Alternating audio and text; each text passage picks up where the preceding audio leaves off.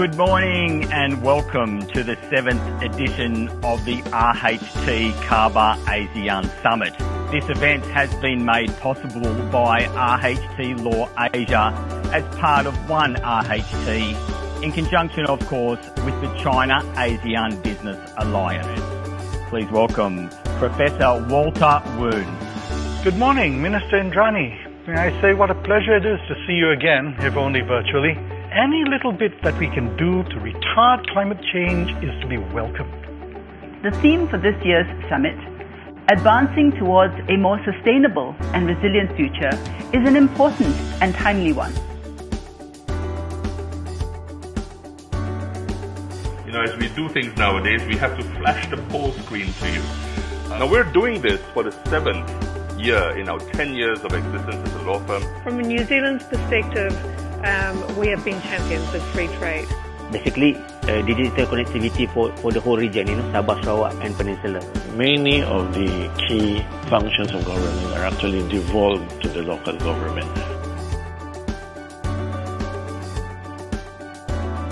Good morning to all. Thank you for joining us today. Look into the contract. But regardless, there's going to be a big change in the supply chain model. And all this is magnified because of COVID, because what we see is that e-commerce has become a lot more popular. But after the COVID hit, it becomes a requirement. Hi, good afternoon everyone, and welcome back to the RHT CABA Summit. It's about a reimagination about what is possible moving forward. One thing is missing, I would say, is the critical stockpile of essential medicine. But I have to say now, vaccination is the new kid in town, which is changing the whole storytelling. Why ASEAN is so important to the United States, and there's three reasons for that. First, they are now speeding up the vaccination in Taiwan. Before we start today's panel, we actually have a poll which we would like to share with the audience. Today, we can't ask for a better panel. So I started working with the council in 2014. First thing, for a digital economy to succeed. People ask me, what's the impact of blockchain on financial services? The recent years actually after the pandemic.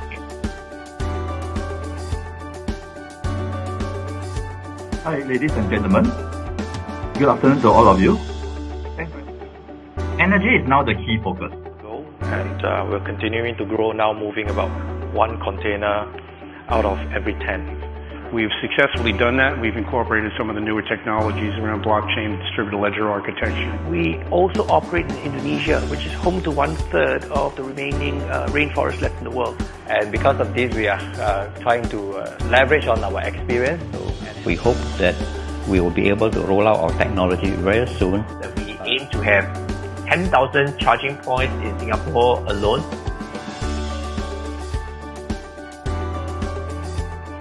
Thank you very much, Sean, for that very generous introduction. It's a great honor and pleasure to be invited to address this remarkable conference by RHT CABA. There are some challenges that come rushing at us, and we can't do anything about it.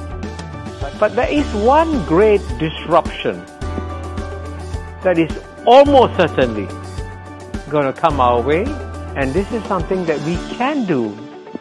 We can respond to it. I want to emphasize, especially to my fellow Asians, who by the way make up the majority of the world's population, that you should stop being passive. Thank you very much, Sean. And Prof. Mahbubani, what an inspiring and impassioned speech.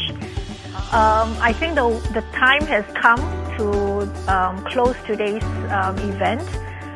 So thank you all very much for your time.